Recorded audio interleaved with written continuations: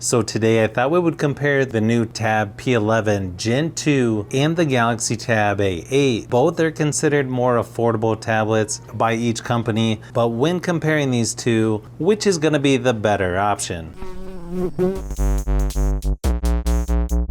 When it comes to the price of these two, the new P11 is around $289 in the United States. The Galaxy Tab starts around $230, but I'll leave a link in the description of the video with current pricing and more information because I've already seen the P11 go on sale right after I bought it, unfortunately, as expected from Lenovo. As far as storage options go, the Galaxy Tab has 32, 64, or 128 gigabytes of storage, or 128 gigabytes.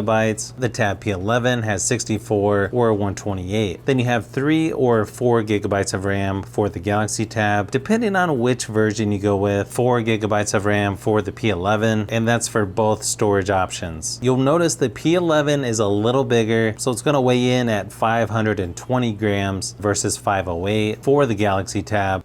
And the P11 has an 11.5 inch IPS LCD display with 2000 by 1200 resolution versus a 10.5 inch TFT LCD display with 1920 by 1200 resolution on the Galaxy Tab, and then up to 120 Hz refresh rate for the P11, only 60 Hz for the Tab A8. Now when you put these two next to each other, it's pretty obvious which one looks better in person. The P11 has a little better viewing angles and better contrast, and it just has more vibrant colors than the Galaxy Tab. The P11 also has a slightly brighter screen at 400 nits brightness, so if you want the tablet with the better quality and brighter screen, you'll want to go with Lenovo.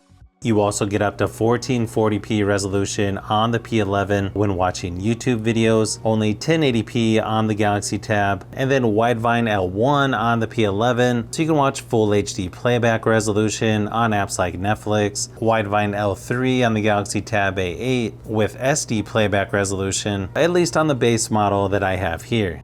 When it comes to the battery life on these two, both actually lasted about the same 7 hours before dying in my battery drain test. Now keep in mind that's a little more extreme usage at full screen brightness, so if you turn that down a little bit, you'll easily get better battery life before you have to charge these back up. You can't really go wrong with either as far as battery life goes. Both are about the same and slightly above average compared to other tablets I've tested. Software-wise, the P11 is on Android 12L. The Galaxy Tab A8 has been out longer and has been updated to Android 13, One UI 5.1 as of this video. The P11 will get Android 14, but from what I've seen online, the Galaxy Tab A8 might not get any more major software updates after Android 13. Probably will get security updates though. And as you can see, these are sort of similar now that you've got the taskbar down at the bottom on both tablets. From what I've seen, it's easier to turn off the taskbar on the Galaxy Tab. I haven't seen where you can turn that off on the P11. Could be somewhere in the settings, I just haven't seen it yet. One advantage on the P11, you also get productivity mode, which is pretty similar to Samsung DeX, but you're not going to get that on the Tab A8. Not a deal breaker to me, but definitely a nice feature to have and just a way to be a little more productive on the P11. Sort of personal preference on which has the better software. I typically lean slightly towards Samsung, especially since I'm using a Samsung phone, but I don't feel like you can go wrong with either. The P11 also comes with the Precision Pen 2, where the Galaxy Tab doesn't come with a pen. That's not going to work with the S Pen that you normally see on Samsung tablets, but still a nice option to have. You can also get the official keyboard for the P11, where I don't believe there's an official one for the Galaxy Tab, but several third-party options are available. Performance-wise, you've got a MediaTek Helio G99 processor in the Tab P11, Unisoc T618 processor in the Tab A8, and when it comes to performance, if you take a look at the Geekbench scores, the P11 is going to be the more powerful tablet, but having said that, I don't know if most people are going to notice a huge difference just moving around the software or doing most of your basic stuff. It's just when you start to do multitasking or playing more graphic intense games that you may notice the performance difference. Neither tablet is really considered a gaming tablet, but I think most people will enjoy gaming on either. But if you want the more powerful tablet, yeah, you're gonna want to go with Lenovo. Nice thing is you get a quad speaker setup on both of these tablets. You also get a headphone jack on both, which is kind of a rare thing to see these days. Sort of a toss up on which one has better speakers. To me, Samsung does seem a little bit louder overall. Both tablets are going to be nice when watching videos or playing games when you're not using headphones. Here's a quick sample of each just to give you an idea of what to expect.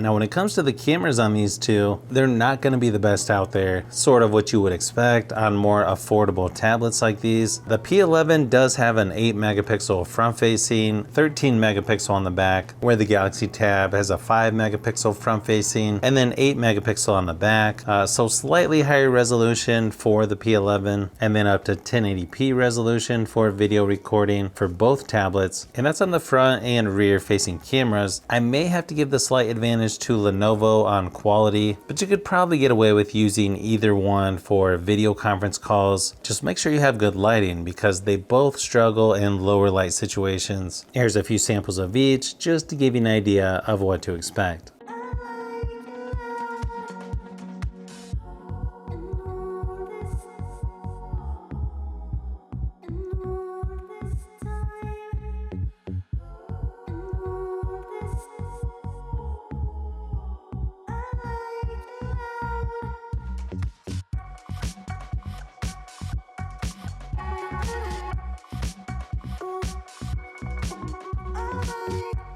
So hopefully this video gave you a little closer look at the new Tab P11 by Lenovo when compared to the Galaxy Tab A8. I feel like I've got quite a few more comparisons to do with the new Tab P11 Gen 2, so you'll definitely want to look out for those upcoming videos.